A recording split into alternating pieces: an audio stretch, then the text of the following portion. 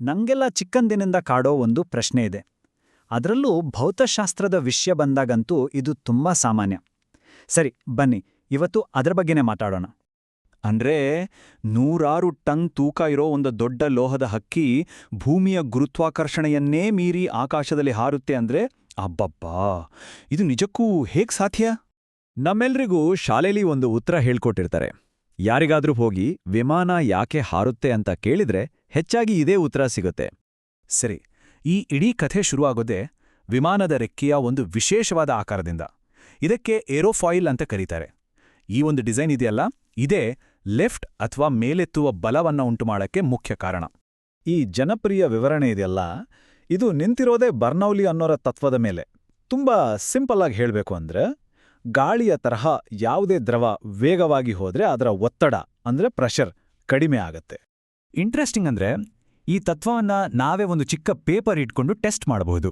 ಒಂದು ಹಾಳೆ ತಗೊಂಡು ಅದರ ಮೇಲ್ಭಾಗದಲ್ಲಿ ಜೋರಾಗಿ ಊದಿ ನೋಡಿ, ಆ ಪೇಪರ್ ತಾನಾಗೆ ಮೇಲಕ್ಕೆ ಬರುತ್ತೆ. ಹೌದು, ಈ ಥಿಯೋರಿಗೆ ಲಾಂಗರ್ ಪಾತ್ ಥಿಯೋರಿ ಅಂತಲೂ ಹೇಳ್ತಾರೆ. ಅಂದ್ರೆ ರೆಕ್ಕೆಯ ಮೇಲ್ಭಾಗ ಸ್ವಲ್ಪ ಬಗ್ಗಿರುತ್ತಲ್ವಾ, ಹಾಗಾಗಿ ಅಲ್ಲಿ ಗಾಳಿ ಹೆಚ್ಚು ದೂರ ಹೋಗಬೇಕು. ಕೆಳಭಾಗ ಫ್ಲ್ಯಾಟ್ ಇರೋದ್ರಿಂದ ಕಡಿಮೆ ದೂರ.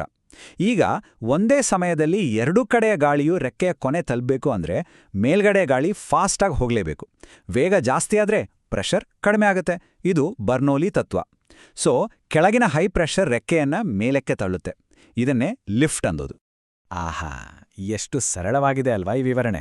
ಅರ್ಥ ಮಾಡ್ಕೊಳ್ಳೋಕ್ಕೂ ಸುಲಭ. ಆದ್ರೆ ಕಥೆಯಲ್ಲಿ ಒಂದು ದೊಡ್ಡ ಟ್ವಿಸ್ಟ್ ಇದೆ. ಏನಂದ್ರೆ, ಈ ವಿವರಣೆ ಪೂರ್ತಿಯಾಗಿ ಸರಿ ಇಲ್ಲ ಅಂತ. ಕೇಂಬ್ರಿಡ್ಜ್ ವಿಶ್ವವಿದ್ಯಾಲಯದ ಪ್ರೊಫೆಸರ್ ಹೋಲ್ಗರ್ ಬೋಬಿನ್ಸ್ಕಿ ಅವರ ಮಾತಲ್ಲೇ ಹೇಳೋದಾದ್ರೆ, ಹೀಗಾಗ್ತದೆ ಅಂತ ಪದೇ ಪದೇ ಹೇಳಲಾಗತ್ತೆ, ಆದರೆ ಅದು ತಪ್ಪು. ಹಾಗಾದ್ರೆ ನಿಜವಾದ ಸಮಸ್ಯೆ ಎಲ್ಲಿದೆ? ಆ ಲಾಂಗರ್ ಪಾತ್ ಥಿಯರಿಯ ಅಡಿಪಾಯವೇ ಸರಿಯಿಲ್ಲ. ವಿಂಡ್ ಟನಲ್ ಪ್ರಯೋಗಗಳಲ್ಲಿ ಏನ್ ಗೊತ್ತಾಗಿದೆ ಅಂದ್ರೆ, ರೆಕ್ಕೆಯ ಮೇಲಿನ ಗಾಳಿ ಕೆಳಗಿನ ಗಾಳಿಗಿಂತ ಬಹಳ ವೇಗವಾಗಿ ರೆಕ್ಕೆಯ ಕೊನೆ ತಲುಪುತ್ತೆ. ಅಂದ್ರೆ ಅವೆರಡೂ ಒಂದೇ ಸಮಯದಲ್ಲಿ ಮೀಟ್ ಆಗೋದೇ ಇಲ್ಲ. ಹಾಗಂತ ಪ್ರೆಷರ್ ವ್ಯತ್ಯಾಸ ಅನ್ನೋದು ಸುಳ್ಳಲ್ಲ, ಅದು ನಿಜ. ಆದರೆ ಅದಕ್ಕೆ ಕಾರಣ ಗಾಳಿ ಒಂದೇ ಟೈಮಿಗೆ ಸೇರಬೇಕು ಅನ್ನೋದಲ್ಲ. ಬದಲಾಗಿ ರೆಕ್ಕೆಯ ಆಕಾರವು ಗಾಳಿಯನ್ನ ಕೆಳಕ್ಕೆ ಬಗ್ಗಿಸುತ್ತೆ ಅಥವಾ ತಿರುಗಿಸುತ್ತೆ. ಈ ಕೆಲಸದಿಂದಲೇ ಪ್ರೆಷರ್ನಲ್ಲಿ ಬದಲಾವಣೆಯಾಗೋದು. ಸರಿ, ಹಾಗಾದ್ರೆ ಸರಿಯಾದ ವಿವರಣೆ ಏನು? ಅದಕ್ಕೆ ನಾವು ಫಿಸಿಕ್ಸ್ನ ಮತ್ತೊಬ್ಬ ದಿಗ್ಗಜ ಐಸಾಕ್ ನ್ಯೂಟನ್ ಕರೆಗೆ ತಿರುಗಬೇಕು. ಇಲ್ಲಿ ನ್ಯೂಟನ್ರ 3ನೇ ನಿಯಮದ ಎಂಟ್ರಿ ಆಗತ್ತೆ. ನೆನ್ಪಿದೆಯಲ್ಲ, ಪ್ರತಿಯೊಂದು ಕ್ರಿಯೆಗೆ ಸಮಾನ ಮತ್ತು ವಿರುದ್ಧವಾದ ಪ್ರತಿಕ್ರಿಯೆ ಇರ್ತದೆ. ಸರಿ, ಇದಕ್ಕೂ ವಿಮಾನ ಹಾರೋದಕ್ಕೂ ಏನ್ ಸಂಬಂಧ? ಬನ್ನಿ ನೋಡೋಣ. ಇದನ್ನ ಬಹುಶಃ ಎಲ್ಲರೂ ಅನುಭವಿಸಿರ್ತೀವಿ. ಫಾಸ್ಟಾಗಿ ಹೋಗೋ ಕಾರ್ ಅಥವಾ ಬಸ್ನ ಕಿಟಕಿಯಿಂದ ಕೈ ಹೊರಗೆ ಹಾಕಿ ಅಂಗೈಯನ್ನ ಸ್ವಲ್ಪ ಮೇಲ್ಮುಖ ಮಾಡಿದ್ರೆ ಏನಾಗತ್ತೆ? ಗಾಳಿ ನಮ್ಮ ಕೈಯನ್ನ ಮೇಲಕ್ಕೆ ತಳ್ಳುತ್ತೆ ಅಲ್ವಾ? ಅದೇ ನ್ಯೂಟನ್ರ ನಿಯಮ. ಈ ಸಂದರ್ಭದಲ್ಲಿ ಆಂಗಲ್ ಆಫ್ ಅಟ್ಯಾಕ್ ಅನ್ನೋ ಒಂದು ಪದ ತುಂಬಾ ಮುಖ್ಯ. ಇದು ಬೇರೆ ಏನೂ ಅಲ್ಲ, ರೆಕ್ಕೆ ಮತ್ತು ಗಾಳಿಯ ನಡುವೆ ಉಂಟಾಗೋ ಕೋನ. ಇದೇ ಕೋನ ಗಾಳಿಯನ್ನ ಕೆಳಕ್ಕೆ ತಳ್ಳೋದರಲ್ಲಿ ಮುಖ್ಯ ಪಾತ್ರ ವಹಿಸುತ್ತೆ. ಹಾಗಾದ್ರೆ ನ್ಯೂಟನ್ರ ಪ್ರಕಾರ ಲಿಫ್ಟ್ ಅಂದ್ರೆ ಏನು? ತುಂಬಾ ಸಿಂಪಲ್. ವಿಮಾನದ ರೆಕ್ಕೆಯನ್ನ ಗಾಳಿಯನ್ನ ಕೆಳಗೆ ತಳ್ಳೋ ಹಾಗೆ ಒಂದು ಕೋನದಲ್ಲಿ ಇಟ್ಟಿರ್ತಾರೆ. ಈ ಕೆಳಗೆ ತಳ್ಳೋದು ಕ್ರಿಯೆ. ಇದಕ್ಕೆ ಪ್ರತಿಯಾಗಿ ಗಾಳಿ ರೆಕ್ಕೆಯನ್ನ ಮೇಲಕ್ಕೆ ತಳ್ಳುತ್ತೆ, ಅದು ಪ್ರತಿಕ್ರಿಯೆ. ಎಷ್ಟು ಜಾಸ್ತಿ ಗಾಳಿಯನ್ನ ಕೆಳಗೆ ತಳ್ಳುತ್ತೀವೋ ಅಷ್ಟು ಜಾಸ್ತಿ ಲಿಫ್ಟ್ ಸಿಗುತ್ತೆ. ಹಾಗಾದ್ರೆ ಯಾರ್ದು ಸರಿ? ಬರ್ನೌಲಿ ಹೇಳಿದ ಪ್ರೆಷರ್ ಕಥೆನಾ ಅಥವಾ ನ್ಯೂಟನ್ ಹೇಳಿದ ಆಕ್ಷನ್ ರಿಯಾಕ್ಷನ್ ಕಥೆನಾ? ನಿಜವಾದ ಉತ್ತರ ಏನ್ ಗೊತ್ತಾ? ಇಬ್ರೂ ಸರಿ. ನೋಡಿ, ಬರ್ನೌಲಿ ಅವರು ಒತ್ತಡದ ವ್ಯತ್ಯಾಸದ ಬಗ್ಗೆ ಮಾತಾಡಿದ್ರೆ, ನ್ಯೂಟನ್ ಅವರು ಬಲಗಳು ಅಂದ್ರೆ ಫೋರ್ಸ್ ಬಗ್ಗೆ ಮಾತಾಡ್ತಾರೆ. ಒಬ್ರು ರೆಕ್ಕೆಯ ಸುತ್ತಲಿನ ಪ್ರೆಷರ್ ಫೀಲ್ಡಿಂದ ಲಿಫ್ಟ್ ಬರುತ್ತೆ ಅಂದ್ರೆ, ಇನ್ನೊಬ್ರು ರೆಕ್ಕೆ ಗಾಳಿಯನ್ನ ಕೆಳಗೆ ತಳ್ಳೋದ್ರಿಂದ ಲಿಫ್ಟ್ ಬರುತ್ತೆ ಅಂತಾರೆ. ಅಂದ್ರೆ ಒಂದೇ ವಿಷಯವನ್ನ ನೋಡೋ ಎರಡು ಬೇರೆ ಬೇರೆ ದೃಷ್ಟಿಕೋನಗಳು ಅಷ್ಟೇ. ಏರೋಡೈನಮಿಸಿಸ್ಟ್ ಆಗಿರೋ ಚಾರ್ಲ್ಸ್ ಈಸ್ಟ್ಲೇಕ್ ಅವರ ಮಾತಿನಲ್ಲಿ ಹೇಳೋದಾದ್ರೆ, ಎರಡೂ ವಿಧಾನಗಳು ಎಲ್ಲಾ ಸಂದರ್ಭದಲ್ಲೂ ಸರಿಯಿವೆ.